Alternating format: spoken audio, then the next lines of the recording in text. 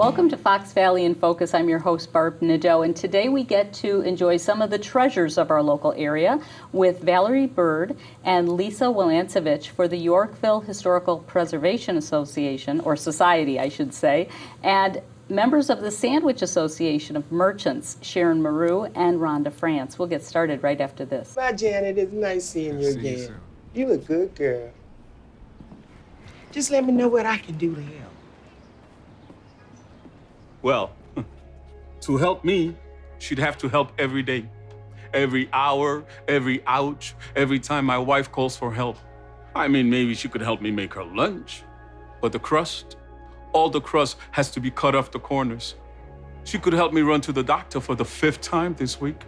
Help me with the specialist and the second opinions and the painful paperwork about paperwork. Help me deal with how hard it is seeing my wife's name on so much paperwork. But this is on me. I'm the only one who can do this, like this, for her. Besides, Take care. we will.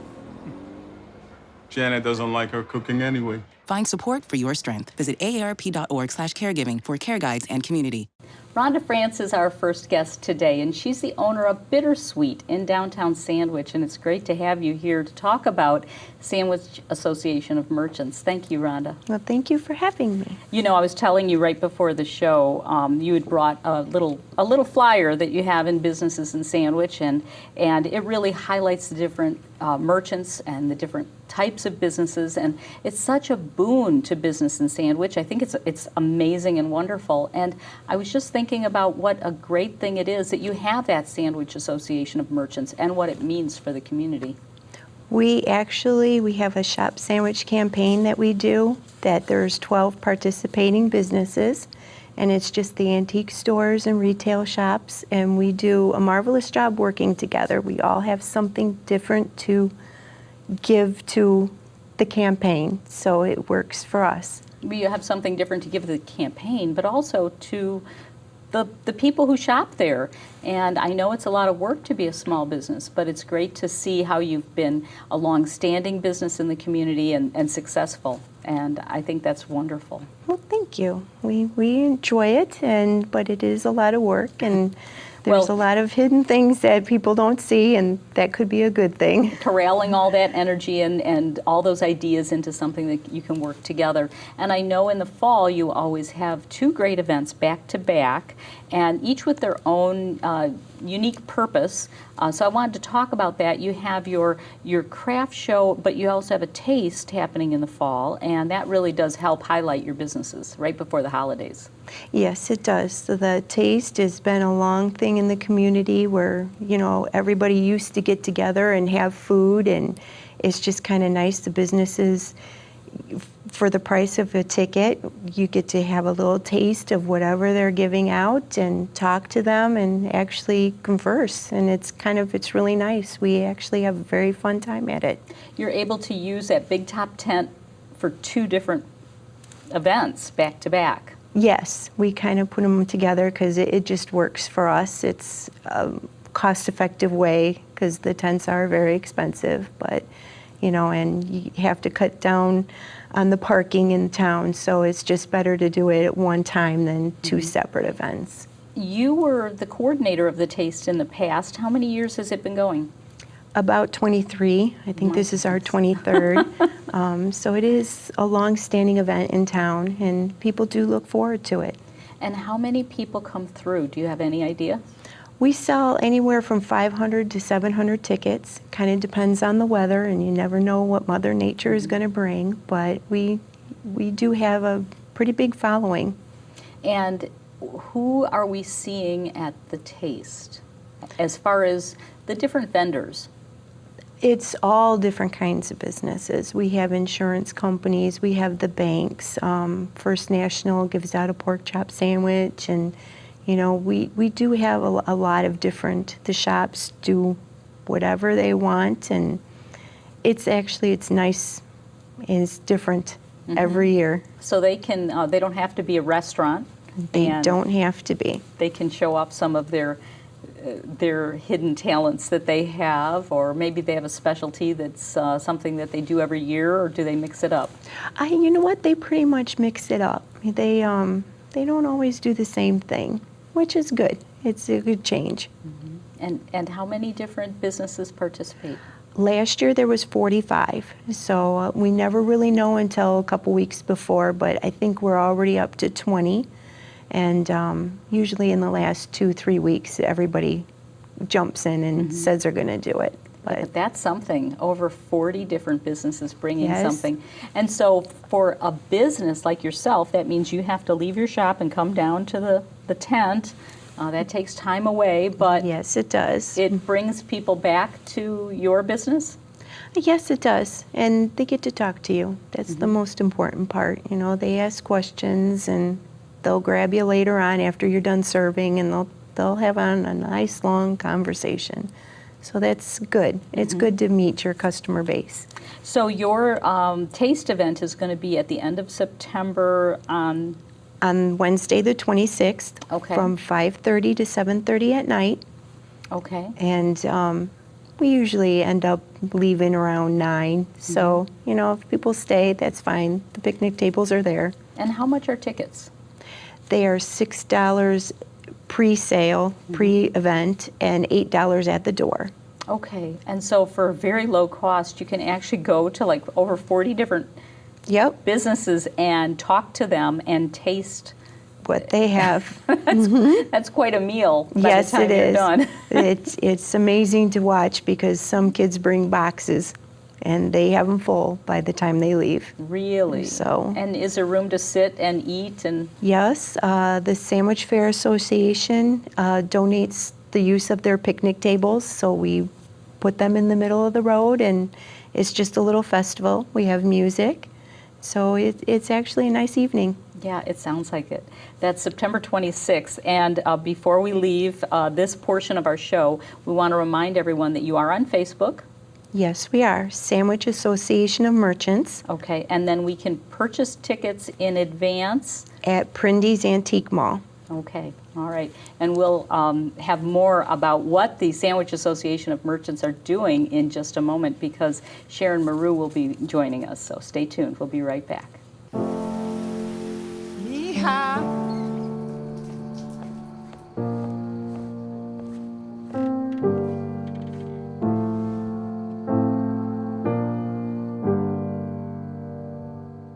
Llama al 1-888-971-2013 y obtén información para cuidar mejor a quien cuidó de ti. Sharon Maru joins us now. And Sharon, you are the owner of the Sandwich Antique Mart. One of the owners, And also a good and happy member of the Sandwich Association of Merchants. And we were talking with Rhonda just a few minutes ago about how important that is to the community. So thank you for being here today. Thank you. Thank you for having us. Sandwich really has a flavor to it because of all the different businesses and because of the antique business too. That's a big part of all of the business that comes through Sandwich. It brings people from miles around. Yep, Sandwich is kind of a destination for antique shops and home decor. It's known for that. And of course, in the fall, people are getting ready for the holidays. They've got great things, plans for the future, and that makes people flock to your location. It does. And there's a lot of events in town that bring lots of people.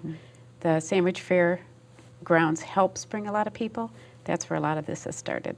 Well, you and I were talking before the show about the fact that there are like 3 different events that same weekend, actually that same day, Thursday, the 27th of September, in Sandwich. So you are having thousands of people come through 3 big craft and business expos. Yes, yes. One is at the Sandwich Fairgrounds itself. That's the Ruth Hill Show. Then ours is called Under the Big Top, which is downtown Sandwich. We block off, they close down a street, and we have crafters, about 60 to 70 crafters under the tents, and then we have them in the streets. Okay, and then there's also The another third remote location Yes, as well. uh-huh. So nice of you to be working together, and I'm sure that helps because it brings more people through when you have that many events going on together. But you were telling me that yours is kind of unique. The one that's out at the fairgrounds is more handmade items, and you accept those as well. Yes, Ours also can be small business, whatever they like. Some are just advertising for their shops. It can be anything at our location. So that's kind of a unique thing that you're able to add those businesses in. There's so many people who have small businesses and are trying to grow a business, and that's been a good thing for you. Yes, and we've kept the cost down low enough so that even a small business, it's very cheap advertising for them to come and set up. And you said how many vendors do you Between have? 60 and 70, somewhere in that area.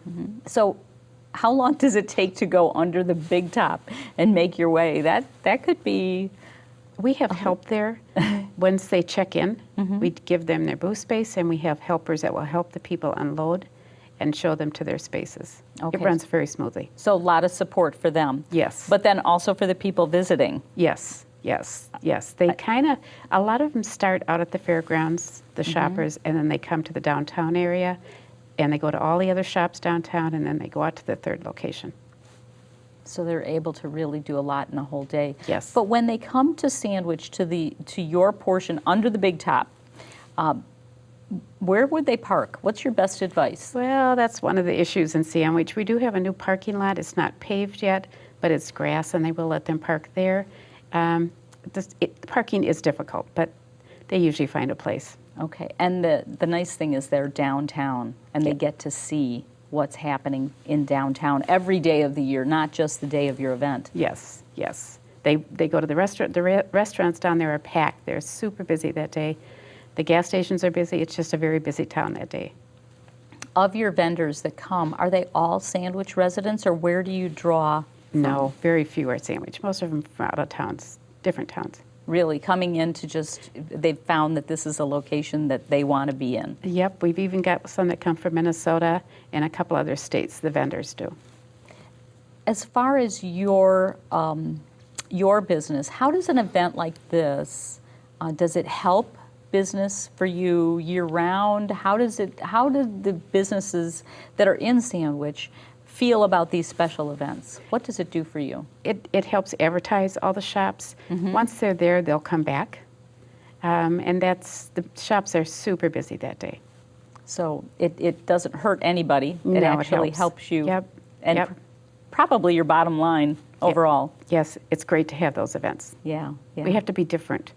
And most towns don't do things like this, so it helps us be really different. That's true. That's true. Like I said, when we started, you really have this flavor in Sandwich that really pulls people into your community, and I really honor that. I think that's a fantastic thing, that all of you are working together so well and accomplishing so much. Well, it's kind of a destination. As I said before, there's 12 shops, so they can come from Chicago or wherever and spend the entire day there. There's enough to do. Now, I want to make sure that we have time to tell everyone the details. What time does this open, the Under the Big Top? It opens at 8 o'clock Okay. on September 27th, and it runs till 4. Okay. And then if I'm a small business or I'm a crafter, how do I get booth space there? You can call me at 630-707-7189, and we'll give you booth space. Okay, and that'll get you right to Sharon. That's Yep, awesome. it sure will. Okay, all right. And then also, is your group on social media? Is there a website or anywhere where we could find more information? It's the same as what Rhonda said. It's the Sandwich Association of Merchants, the Okay. Facebook. Okay. That's coming up very soon. The end of September is going to be a very busy time in our area. September 26th with the Taste, and then the 27th with Under the Big Top in downtown Sandwich. And when we come back, we're going to talk with some ladies from Yorkville who have some other events coming up at the end of September. So we want you to be enjoying your time here in our local area, and stay tuned. We've got lots more to share. Let me tell you about the toughest guy on earth. He does the work of 2 jobs, but only gets paid for one. Caregiving is tougher than tough. Find the care guides you need at aarp.org/caregiving. Our next 2 guests want you to go directly to jail. Valerie Bird is here, and we have Lisa Walancevich coming up in a few minutes to talk about the Yorkville Historic Preservation Society. Thank you, Valerie, for being here today. Well, thank you for inviting us. And that is true. You want us to go directly to jail, so Yes, tell me we about do. that. We do. The Yorkville City Council a few months ago began discussing what to do with the old Kendall County Jail. And when I was the mayor in 2010, we got a grant from the Illinois Department of Commerce and Economic Opportunity. I was able to connect with them through Sue Voss at the Aurora Tourism and Conventions Bureau. At the time, she was the head of it, and she helped facilitate this. And they were all excited, the Illinois Department, when I talked to them about this building that was in Yorkville, in the middle of our downtown, basically, that was very historic. And they said, this is exactly what we're looking for. So we were able to get a $60,000 grant from them, thanks to one of my city engineers at the time, Jackie Dearborn. She went through all the trouble of writing this grant, and we got funding, and also from IDOT, because at the time they were taking away parking spaces for on 47 when they were widening, and for each space they removed, they gave us money. So we had to own land to put the new parking lot on. So this all worked out, and we ended up with $160,000, which we then paid Kendall County. And the city of Yorkville got the jail. And this is a love of mine, and our city council at the time wanted to preserve, because I think that's the character of your community. It's what makes you unique. You know, otherwise we're all alike. And Yorkville is very fortunate to have a couple of these historic buildings. We have the old courthouse on the hillside overlooking our whole community, and that sets the flavor for our town. And right across the street is the old Kendall County Jail. And this building, I think it was built in 1893. It's 125 years old right now. And there are only one other like it in the whole United States, because the uniqueness of it is that the sheriff actually, he and his family actually lived in a house that was part of the jail and took care of the inmates. And I really want to see us preserve this. And when the city council now started talking about it again, the feeling was they were talking about tearing it down. So that's what I think is kind of interesting, Yeah. because there was a lot of interest back then in 2010, and then this idea has kind of languished. Everybody kind of like forgot about the jail for a Right. few years. And now all of a sudden it's rejuvenated. So it has. what's going on? The fervor picked up. Well, when two aldermen, Jackie Milszewski, both Ward 2 aldermen, which is my ward, and the ward where the jail is, and Joe Plocher, brought this up at a committee meeting, like, what have we been doing with this building? It's basically been boarded up for 7 years. Some of the other aldermen's feelings were just tear it down. And a huge upswelling in the community. I went in, but I was just a minor person speaking, you know, just to, like I said, about my feelings of why I wanted to preserve it. But all these other people also showed up. Lisa, who's going to talk next, Lisa Wilancevich, she lives in Ward 2. And one of the young men Jackie Milszewski's son, Thomas Milszewski, he actually was in the haunted house that we had the first 2 years we owned the building for the city. He volunteered. And so he grew up now. He was a young man then. And he has the fervor to save it too. So there's a lot, you know, when people started hearing that they wanted to tear it down, then they came together. Well, what I think is so interesting is that it's a very old building. It's got a lot of character. There's a lot of stories when you talk about the sheriff and his family living there. And I know that you have some members of your Historic Preservation Society who are very adamant about the history and are willing to share that story, which is wonderful. But also the fact that it's an old building and it's not crumbling inside. It's obviously safe enough for a haunted house or some fun events to be done. So there is potential there. Oh, absolutely. From what I'm hearing anyway. Absolutely, but don't forget it's been sitting for 7 years, and old buildings need to be kept up. So there are some issues. The roof has gotten in disrepair, and some of the gutters fell off, so there are issues. But basically, it's structurally sound. I mean, it's built like Fort Knox, so. Because it was supposed to be. Yes, it was supposed to be keeping people from getting out, but you know, it's part of our history, and I would love to see it preserved, and I would love people to be able to go and hear some of these stories that you mentioned, because we actually have some board members who grew up in the jail. So they have stories to tell about when they were little and what their mothers did and what their fathers did, and other, people who participated in. Will you be having any events where you'll be able to showcase some of those stories, or do you have any of that being chronicled, or Oh, posted absolutely. as We have blogs, a historian, Johanna Byram, who she is putting together a huge inventory of all the things that happened there and of the building itself and all of the things that were used to build it, because we want to get it on the National Register of Historic Buildings. It's already on the state one. So in Illinois, Landmarks Illinois is very supportive of us saving the jail. So. Well, and again, I think it's part of this flavor of our Fox Valley region, and that's what we're talking about today. Yes. And I wish I could keep talking forever, but we've got to get Lisa up here. Oh, So- absolutely. She knows way more than I do about the. well, let's take a current quick break. events. We'll be back right after this, and we'll have Lisa Wilanchowicz telling us about some great special events you can get involved in.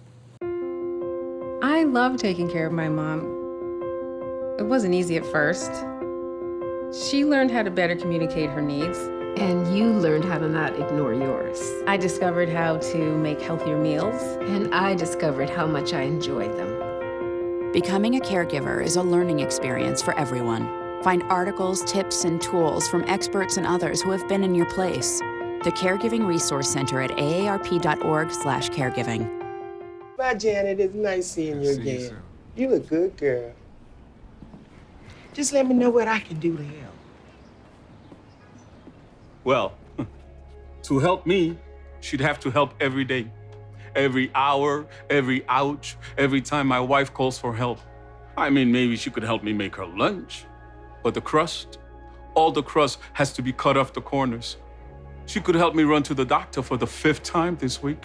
Help me with the specialist and the second opinions and the painful paperwork about paperwork. Help me deal with how hard it is seeing my wife's name on so much paperwork. But this is on me. I'm the only one who can do this, like this, for her. Besides, Take care. we will. Janet doesn't like her cooking anyway. Find support for your strength. Visit aarp.org/caregiving for care guides and community. And closing out our show today, we have Lisa Wilanchowicz, and she is here with the Yorkville Historic Preservation Society, and it was so fun talking with Valerie about the history of this project. So Lisa, thank you for being here to give us more information. Thank you for having us. I really appreciate it. You are relatively new to Kendall County and to Yorkville, and so I just want to know, how did you get energized behind this project? This project has been something that I've been wanting to be involved with, and I'm so happy that it's happening now. I moved to Yorkville in 2009. In 2010, my daughter Juliana, who was then in high school, got involved with a haunted house right down the street from us. I lived just 2 blocks from the jail. So she came home dressed like a zombie. So question mark, what are you doing? And she said, there's a haunted house and I get to volunteer. So she was involved with the jail, and I heard that they were trying to preserve it. I had not really noticed that it was there prior. She was involved for 2 years with the haunted house, and then I heard that there was a preservation committee working on the jail. I started in 2012 calling the city saying, hey, I want to volunteer. I do have a history in saving historic buildings. I've actually created a not-for-profit in the past to save a building in Wheaton. So I did not get any calls back, but this spring, in March, Joe Plocher, our 2nd Ward alderman, called me, and he knew I wanted to save the jail, and he said, Lisa, the city is looking for solutions. Can you get involved? Absolutely. So he put me in touch with Valerie Bird, who put me in touch with Robin Sutcliffe and Howard Mandai and Thomas Malszewski. Now, I did not know how old Thomas was. He was famous for doing a site called Yorkville Then and Now, quite a remarkable man, a young man, lots of energy. So we formed a board. There were 2 years ago, I talked with the Osprey family in buying pots and pans at a garage sale, and I found out that he lived in the jail, and during our conversations, he started telling me stories which energized me even more. And now you have created such an innovative group. I mean, the people that you have on the committee are all, you know, very dedicated members of the community and just a Absolutely. wealth of knowledge. But you're coming up with the wackiest and most interesting things to do to keep this group going. I was on your Facebook page the other day and I was just amazed by some of the fun things you're doing. We want to make this fun. This is a community project. This is for love of our community. This is Yorkville. We are the Yorkville Foxes, as our Alderman Chris Funkhauser said in his speech when he was giving us some time. We want this to be part of the community. We want it to be fun while we're saving history. You have to know where you came from to know where you're going. It started with the 4th of July parade. We started passing out candy and jailhouse uniforms. We got so much attention. The community didn't know that outside of the Second Ward that we had an old jail. So from there, we started doing more fun events. Thomas Milszewski started off doing several local events with several local vendors. We've gotten a tremendous amount of support from that. We do have some upcoming events in September the 6th with Wings that is doing 20% off of the meals during a period of time for us to support our event. And in the end of September, we were invited to the jazz trials at the law office. We're going to have celebrity bartenders from 7 until 10, and 100% of the donations, the tips to the celebrity bartenders will go to benefit our event. That should be tremendously fun. I'd love to see that happen in our community. More art, more music. I'm totally supportive of that. And then we're going to have a very fun event that we created just out of the clear blue. We're going to have Human Monopoly, and we're going to play it in front of the jail and around the historic courthouse that's been restored. It's at 111 West Madison Street on the 29th. We're going to start at 3 p.m. There will be prizes for the best costume that looks like a Monopoly piece. If you go to jail, you have to make those phone calls to get out of jail to raise money for the jail. We'll also have prizes from the community businesses at the community chest, and there will be a prize for the winner of the Monopoly game. We're going to have giant dice. We're going to have food vendors, beverage vendors. It should be a lot of fun. I'm so looking forward to it. We're still looking into it, but we may possibly, if we make this big enough, break the Guinness Book of World Records, but we don't know that yet. Okay, so that's the challenge right now. We want to. We want to do it. I had never heard of a human Monopoly game. I don't even know what the world record is, but I think it's fun, and I'm glad that you announced it here on our show. Oh my gosh, I'm so looking forward to that. It has to be fun. We have to get the energy behind it. Splashy. Well, and as you said, awareness is the key to all of it, because there are a lot of people that don't even realize that historic building is there and don't know that you have a group working so hard to save it. But I think you personally are probably adding a lot of the fire to this, because you know, to have somebody who's been involved in historic preservation and actually been successful in the past, I'm sure you're adding a lot of just enthusiasm to it. My grandfather was very inspirational. He loved vaudeville theater, and he used to tell me, you have to know where you came from to know where you're going, and I truly believe that. With the way the feel of the United States is right now, we're kind of asking ourselves who we are. Well, I'm going to hold that for another show, but I want everyone to remember, on Facebook, go directly to jail to find out more about their event. And I want to thank you, Lisa. I want to thank Valerie, Sharon, and Rhonda for being here on our show today. And for Fox Valley Television, I have to say goodbye. Thanks so much. Thank you.